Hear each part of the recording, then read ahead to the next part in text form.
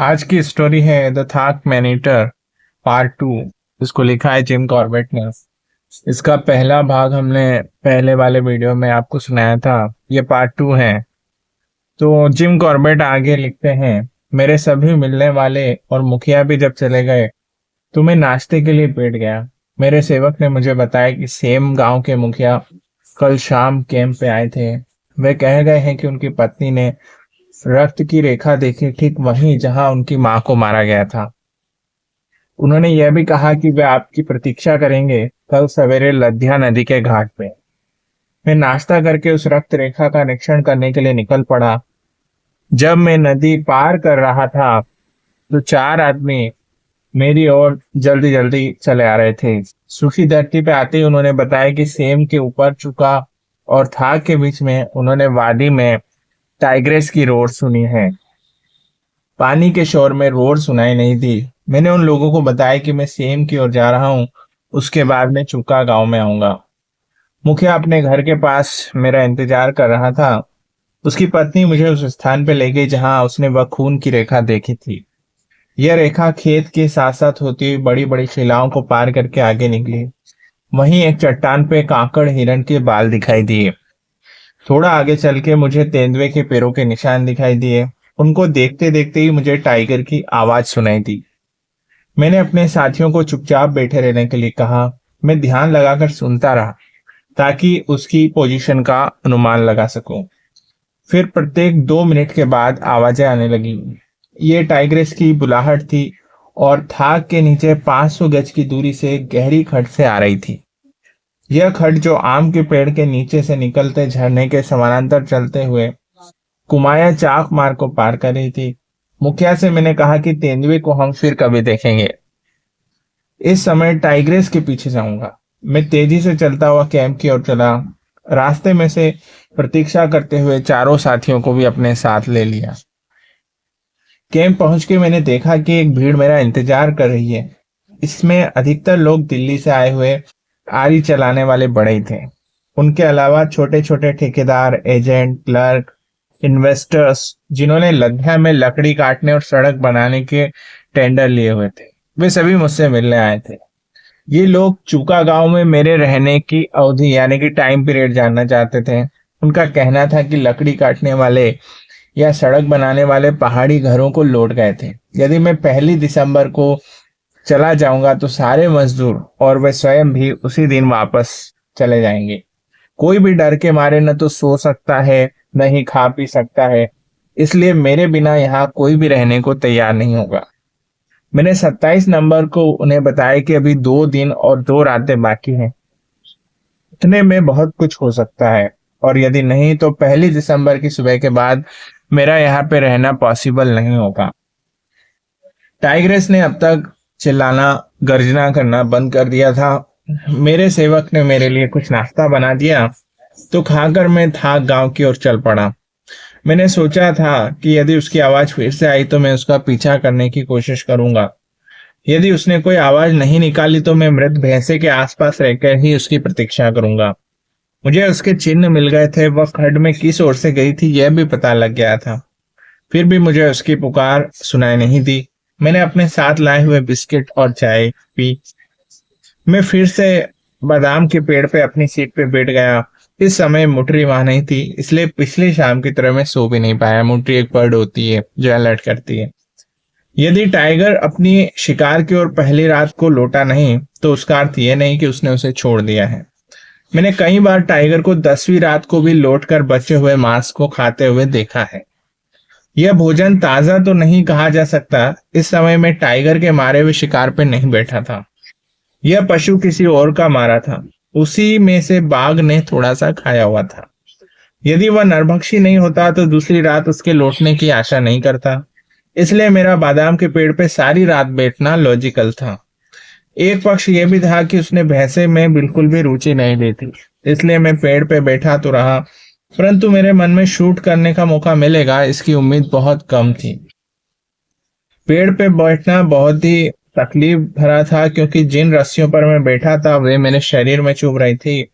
इसके अतिरिक्त चांद निकलने के बाद से ठंडी हवाएं चलने लगी थी। सारी रात इस कारण से हड्डियों तक में सर्दी बैठ गई थी। दूसरी रात जंगल से कोई आवाज नहीं आई, न तो सांभर और न उसके बच्चे खेतों में चरने आए।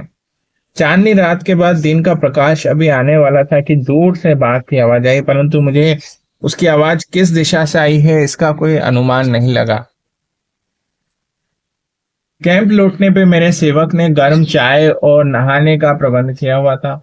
मेरे 40 पाउंड के टेंट में नहाने के लिए जगह नहीं थी। बाहर बहुत से लोग इकट्ठे हुए थे, वे मुझे पिछली रात के एक्सपीरियंसेस शेयर करना चाहते थे। चांदनी रात में टाइग्रेस ने गर्जना शुरू कर दिया था।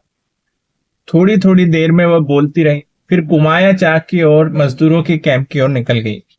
कैंप के लोग उसको भगाने के लिए जोर जोर से चिल्लाने लगे ताकि टाइग्रेस चली जाए, परंतु वह जाने के बजाय और भी गुस्सा आ गई और भैया के सामने तब तक गरजती रही जब तक कि वे सब चुप नहीं हो गए। फिर वह बाकी की रात कैंप और चूका गांव के बीच में घूमती रही, सबको चुनौती देती हुई। सुबह होने पे वह था गांव की ओर निकल गई। मेरे खबरी लोग बड़े निराश हुए कि मैंने उसे देखा नहीं। यह मेरा मैन ईटर के शिकार का अंतिम दिन था। मुझे आराम और नींद की सख्त जरूरत थी।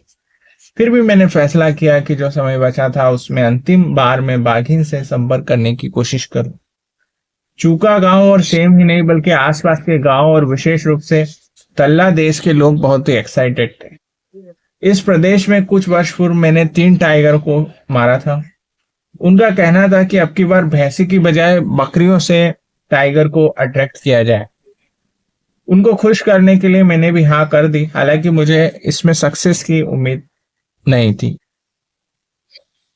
मुझे इतना विश्वास तो था कि टाइग्रेस कहीं भी घूमे, रात को उसका ठिकाना थाक गांव ही था। दोपहर के बाद मैं अपनी लाई हुई 2 बकरियां लेकर थाक गांव चला गया और मेरे साथ 4 और साथी थे।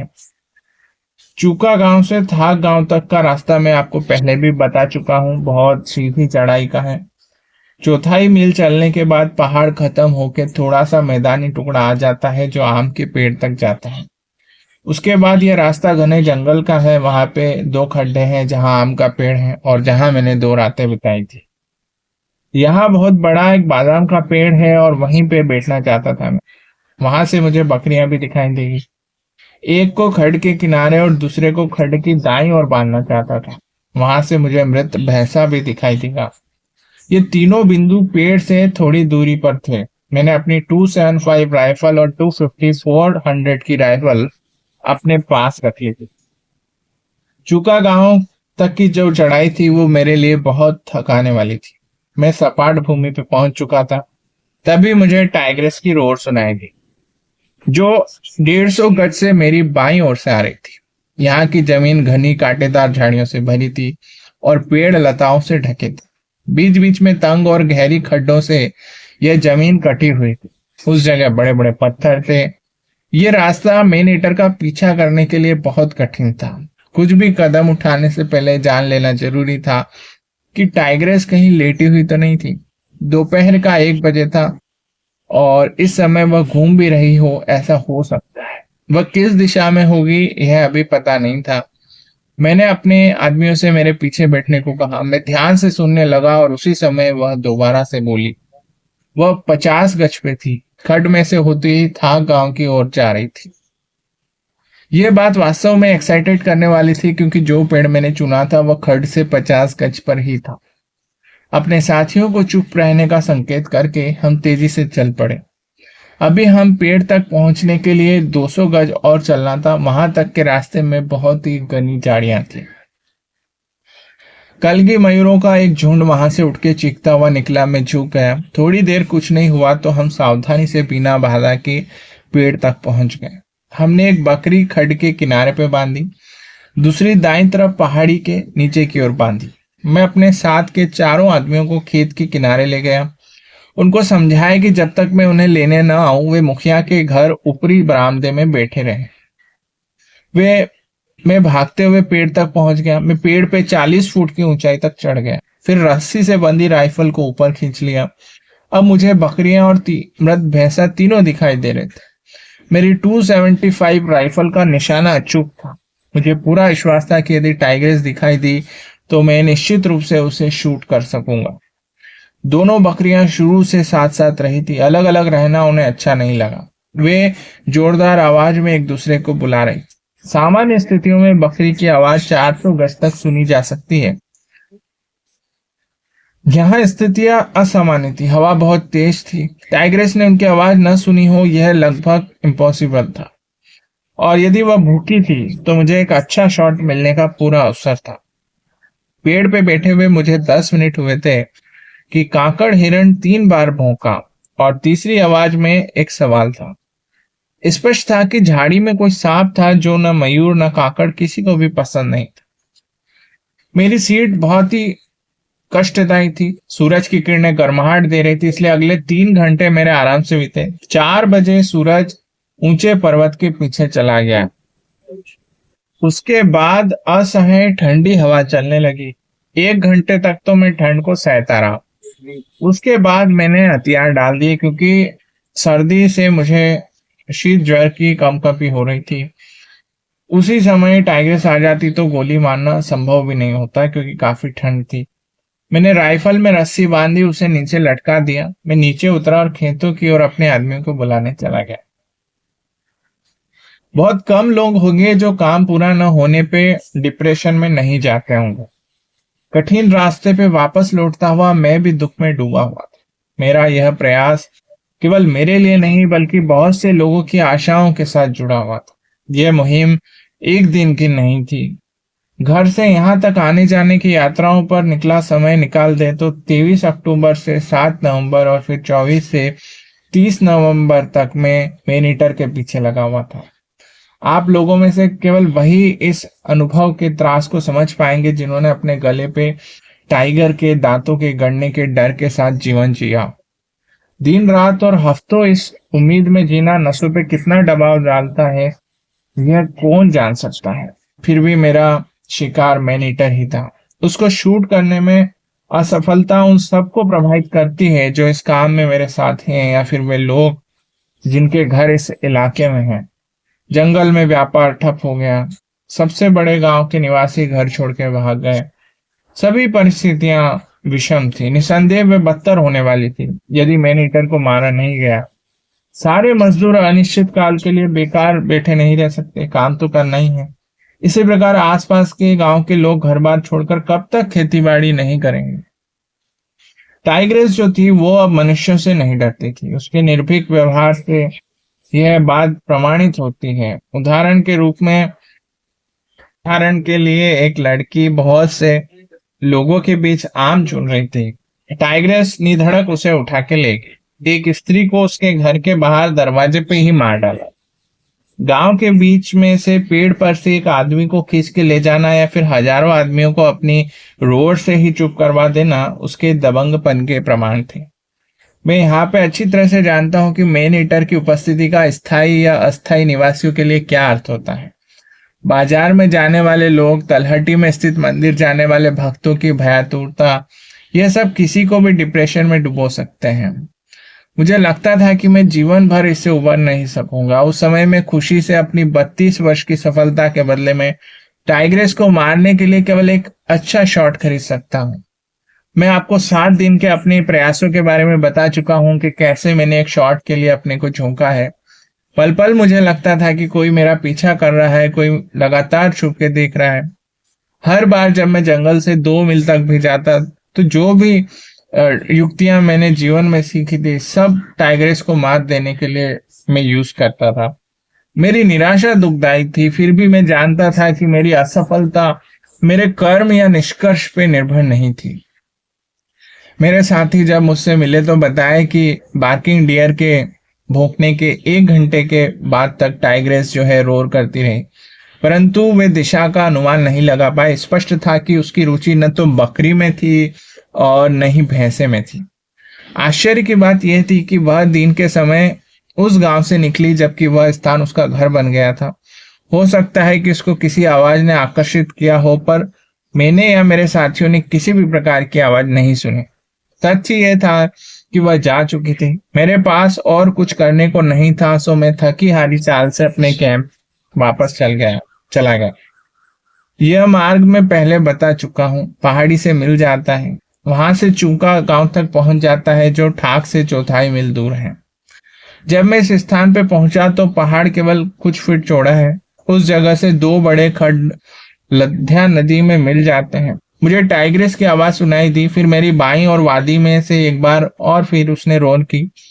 वह थोड़ी ऊपर की ओर भी कुमाए गांव की बाई और कांटे किंदरी पहाड़ से 100 गज नीचे में थी। उस इलाके में काम करने वालों ने अपने लिए घास के आश्रय बनाए हुए थे। ये एक मौका था, बेशक निराशा से उपजा, निस्संदेह एक शॉट के लिए आतुर, फिर भी यही एक मौका था और शायद आखिरी मौका। सवाल ये था कि मुझे इसे लेना चाहिए या नहीं। जब मैं पेड़ से नीचे उतरा तो मेरे पास 1 घंटा ही था कैंप तक जाके अंधेरे से पहले आने का। मैं अपने आदमियों को बुलाकर सुनना चाहता था कि वे लोग इस बारे में क्या राय रखते हैं। बकरियों को इकट्ठा करके पहाड़ पे आने में आधा घंटा लग गया था। सूरज की स्थिति देखी तो वह नेपाल की पहाड़ियों की चोटी पे अपनी रक्तिम आभा बिखेर रहा था। मैंने हिसाब लगाया, मेरे पास प्रकाश का लगभग आधा घंटा था। समय बहुत ही महत्वपूर्ण था और यदि मैं इस मौके का लाभ उठाता हूं तो 5 आदमियों का जीवन खतरे में पड़ता है। टाइग्रेस 1 मील दूर थी। बीच का फासला घने जंगलों का था। रास्ते में बड़ी बड़ी चट्टानें जगह जगह पे थी जिनके बीच से गहरे नाले थे। वह आधे घंटे में पार कर सकती है यदि वह चाहे तो। प्रश्न ये था कि क्या मैं उसको इस समय बुलाऊं या नहीं। यदि मैं बुलाऊं और वह सुन ले और दिन की रोशनी में मुझे एक शॉट दे दे तो बहुत ही अच्छा होगा। दूसरी ओर यदि वह आ जाए और हम में से कुछ लोग कैंप तक नहीं पहुंचे तो, क्योंकि कैंप यहाँ से 2 मील दूर था और रास्ता बड़ा खराब था, आदमियों की राय लेना, उनका ओपिनियन लेना व्यर्थ था। वे कभी जंगल में आए न थे। निर्णय मेरा ही होना था। मैंने टाइग्रेस को बुलाने का डिसीजन कर लिया। अपनी राइफल दूसरे आदमी को पकड़ा के मैंने दोनों हाथों का प्याला सा बना के छाती में हवा भरी और पूरी ताकत से वादी की ओर जवाबी उत्तर दिया। तपाक से उसका रिप्लाई आया और काफी लंबा। वह बुलाती और मैं आंसर करता। वह आएगी, शायद चल भी पड़ी हो। यदि वह पहुंच गई और प्रकाश भी हुआ तो मेरा फायदा ही फायदा था, क्योंकि मेरी चुनी हुई जगह उससे मिलने के लिए एकदम सटीक थी। नवंबर बाघों के मिलने की ऋतु। पिछले 48 घंटों में से वह अपना साथी ढूंढ रही थी और मेरी पुकार सुन के वह अपने सहभागी के धोखे में मिलने आ ही जाएगी। पहाड़ से 400 गज नीचे का जो रास्ता था 50 गज तक सपाट जमीन तक जाता है। इसके दाएं हाथ पे यह रास्ता विशाल चट्टान के इर्द गिर्द घूमता हुआ सीधा नीचे की ओर चला जाता है। आगे निरंतर तीखे मोड़ आते रहते हैं। ऐसे ही एक मोड़ पे मैंने टाइग्रेस से मिलने का डिसीजन लिया। नीचे जाते जाते मैंने कई बार उसको बुलावा भेजा ताकि वह जान जाए कि मैंने अपनी डायरेक्शन चेंज कर ली है। मेरा उद्देश्य उससे संपर्क को बनाए रखना था। मेरा इरादा था कि मैं ऐसे एक मोड़ पे चट्टान के किनारे लेट जाऊं और जो ही वो मेरी ओर आए उसे शूट कर दूं। मैंने लेट के देखा तो पता चला कि ऐसे तो मैं उसे देख नहीं पाऊंगा जब तक वह 2 या 3 गज तक पास ना आ जाए। यह सब संभव नहीं होगा और वह चट्टान के पीछे से या झाड़ियों के बीच से कूद के अप्रत्याशित रूप से मुझ पे अटैक कर सकती है।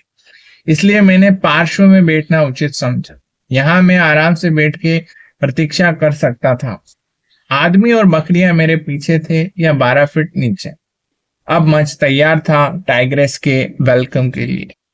यहाँ जब तक तैयारियां चल रही थी वह हमसे 300 गज दूर तक आ चुके थे। मैंने एक अंतिम बुलावा भेजा दिशा का अनुमान देने के लिए। फिर मैंने अपने साथियों की कुशलता जानने के लिए पीछे देखा। वह दृश्य किसी और परिस्थिति में हास्यास्पद होता, पर इस समय वह ट्रेजेडी था। वे सब एक छोटा सा चक्कर बना के घुटने सिकोड़ के सिर जोड़े हुए बैठे थे और सबके चेहरों पे प्रत्याशा से भरी प्रतीक्षा थी, जैसे अभी राइफल में से गोली चलेगी। जब पहली बार टाइग्रेस की रोर सुनी थी तब से न तो बकरियां न आदमी किसी ने आवाज नहीं निकाली। कभी कभी दबी हुई खांसी की हल्की सी खंकार सुनाई दी। बस वे सब भय से जग गए थे। यदि ऐसा था तब भी मैं उन्हें सलाम करता, क्योंकि इन लोगों ने इतना साहस दिखाया है। मैं उनकी जगह पे होता तो कभी नहीं कर पाता। पिछले 7 दिन से वे इन जालिम जंगली जानवरों की खून ठंडा कर देने वाली अतिशयोक्तिपूर्ण कहानियां सुन रहे थे। वे सो नहीं पा रहे थे और अब अंधेरा गिर रहा था। वे निहत्थे थे, कुछ देख नहीं पा रहे थे। मेनीटर बराबर पास आता जा रहा था।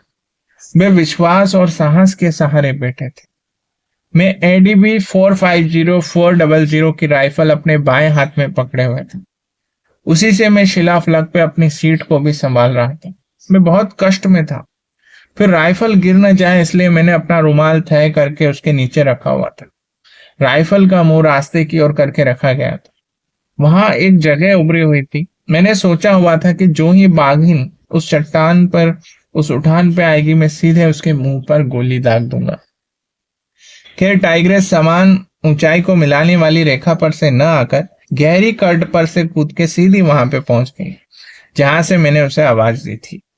इस स्थान से मैं उसे देख नहीं पा रहा था। उसने मेरी अंतिम आवाज की दिशा को बेहद विशुद्ध रूप से आंका तो था, परंतु डिस्टेंस का जो अनुमान था उसका गलत हो गया। अपने बावी साथी को वहां न पाकर जहां उसने सोचा था, वो बहुत ही क्रोध से भर गई। यदि आपको बताऊं कि उस परिस्थिति में वह क्या नहीं कर सकती, तो आपको उसके क्रोध का अनुमान होगा। एक बार मेरे घर से कुछ दूर टाइग्रेस ने सड़क को 1 सप्ताह तक रोक लिया। जो कोई भी उस रास्ते पे आता जाता तहस नहस कर देती, यहां तक कि ऊंटों की कतार को भी नहीं बख्शा। जब तक उसका साथी नहीं मिला, वह शांत नहीं हुआ। अदृश्य बाघ की पास से गर्जना सुनकर जैसे रूह कांपती है। मैं नहीं जानता कोई और हुंकार या आवाज व्यक्ति को इतना डराती होगी। मेरे साथियों का क्या हाल हुआ होगा, यह सोचकर भी मैं डर जाता हूँ। यदि वे चीखते हुए नीचे की ओर भागे होंगे तो मुझे आश्चर्य नहीं होगा। मेरे कंधे पर राइफल का बट, फिर भी मेरे चिल्लाने का मन हो रहा था। निरंतर टाइग्रेस की गरजती आवाज से अधिक भयावह था प्रकाश का धीमे होता जाना। 10 या 15 सेकंड और बीतेंगे तो गुप्त अंधेरा हो जाएगा और मैं अपने आसपास कुछ भी नहीं देख पाऊंगा। तब तो हम सब टाइग्रेस की दया पे निर्भर होंगे, वह भी जब मैनीटर अपने साथी की चाह में हो। कुछ तो करना पड़ेगा, वह भी जल्दी से, यदि हमको मरना नहीं है तो। मुझे और कुछ नहीं सूझ रहा था सिवाय टाइग्रेस को बुलाने के। वह अब इतनी पास आ चुकी थी कि मैं उसे फेफड़ों में हवा भरते सुन सकता था। मैंने भी उसी समय वही किया और एक ही समय पे हम दोनों की पुकार मिल गई। प्रभाव तात्कालिक और चौंकाने वाला था। 1 सेकंड भी रुके बिना वह धम धम करती हुई सूखे पत्तों पर से तेज कदमों से चलते हुए मेरे दाईं ओर की झाड़ियों में चली गई। मैं प्रतीक्षा कर रहा था कि वह मेरे ऊपर आने वाली। अगले क्षण उसकी गहरी और ऊंची आवाज ने मेरे मुंह पर चोट की। यदि मैंने टोपी पहनी होती तो निश्चित रूप से वह उड़ जाती। एक पल का मौन, तेज कदम, झाड़ी में से एक झलक, 2 झाड़ियों में से एकदम खुले में आके मेरे मुंह को देखकर वह चौंक गई। मेरे आशातीत सौभाग्य से टाइग्रेस ने आधा दर्जन कदम लिए और वह ठीक उस बिंदु पे आ गई जहां मेरी राइफल का निशाना था। यदि वह अपनी अंतिम रोर के बाद उसी दिशा में आगे बढ़ती तो मेरी कहानी यदि लिखी जाती तो उसका अंत कुछ और होता। टाइग्रेस की नजदीकी और समाप्त होते प्रकाश के कारण मुझे केवल उसका सिर दिखाई दे रहा था। मेरी पहली गोली उसकी दाईं आंख के नीचे लगी और दूसरी ने अकस्मात गले में स्थान ले लिया और वह चट्टान पे अपने नाक के विश्राम पा गई। बंदूक की सीधे हाथ की नली में से निकली गोली के धक्के से चट्टान पे रखा मेरा हाथ हिल गया और चट्टान के किनारे से खिसक के हवा में उछल गया। उसी समय दूनाली में से बाई गोली भी चल गई और मेरा जबड़ा राइफल से टकरा गया। मैं सिर के बल अपने साथियों के ऊपर गिरा पर उन्होंने मुझे गिरने से पहले ही पकड़ लिया। मेरी राइफल और मैं बच गए। जब मैंने अपने को मनुष्य और बकरी की टांगों से मुक्त किया तो साथी से राइफल लेकर आकाश में गोली चला दी, फिर 5 गोलियां भर के फिर से चला दी। उन गोलियों ने दूर दूर तक संदेशा दे दिया कि टाइग्रेस मर चुकी है। मैंने आदमियों से टाइग्रेस की पहली पुकार सुनने के बाद से बात नहीं की थी। जब मैंने उन्हें बताया कि टाइग्रेस मर गई, अब हमें डरने की जरूरत नहीं, उन्हें मेरी बात पे विश्वास नहीं हुआ।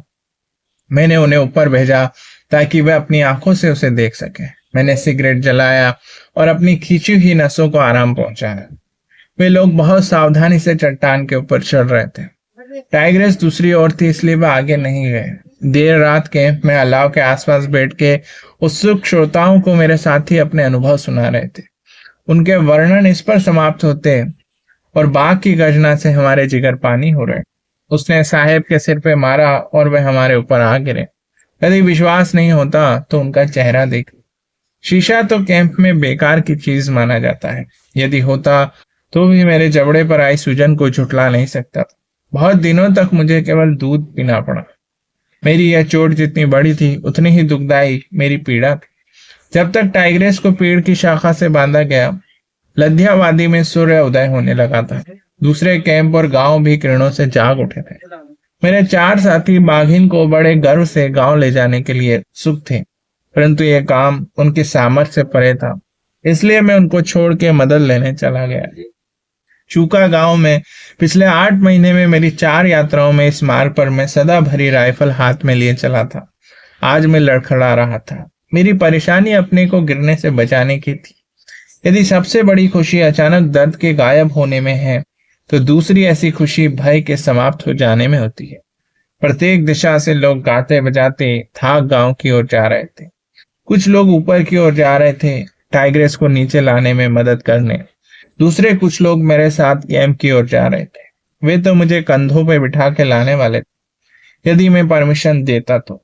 आगे जाने की प्रगति बहुत धीमी थी। मार्ग में कई बार रुकना पड़ रहा था, क्योंकि हर बार नया समूह अपनी अपनी तरफ से कृतज्ञता व्यक्त कर रहा था। इस प्रकार धीरे धीरे चलने के कारण टाइग्रेस को लाने वाले हमारे साथी मिल गए और हम सब ने इकट्ठे ही गांव में एंट्री ली। मुझे और मेरे साथियों को कैसा भव्य स्वागत मिला, ये मैं शब्दों में नहीं बता सकता।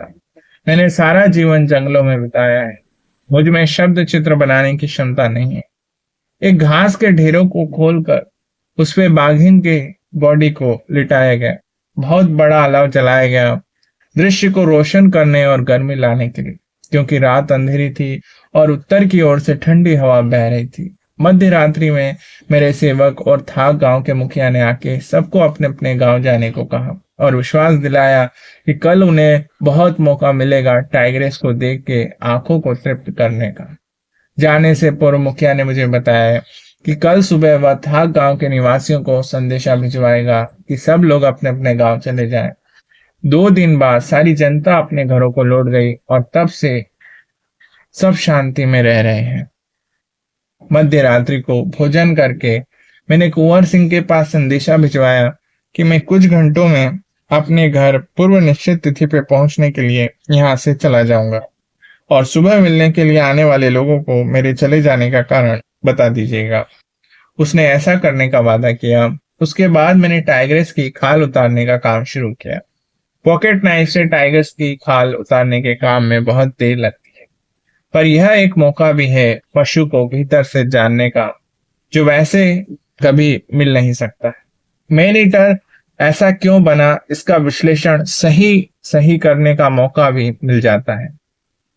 यदि टाइगर जो था वो अपेक्षाकृत युवा था, यह समय साथी खोजने के लिए उपयुक्त समय था और वह समागम के लिए उत्सुक भी था। उसके गहरे रंग का कोट किसी भी प्रकार के दाग से मुक्त था। उसके शरीर पर 2 गोलियों के पुराने घाव थे, परंतु चमड़ी पे कोई निशान नहीं। उसके बाएं कंधे पर के घाव में सेप्टिक हो गया था और वह फैल चुका था। घाव भरने के समय घर में बने छर्रे मांस से चिपक गए। ये घाव उसे कितना अक्षम कर गया था, ये कहना कठिन था। यह तो स्पष्ट है कि घाव को ठीक होने में बहुत अधिक समय लगा होगा।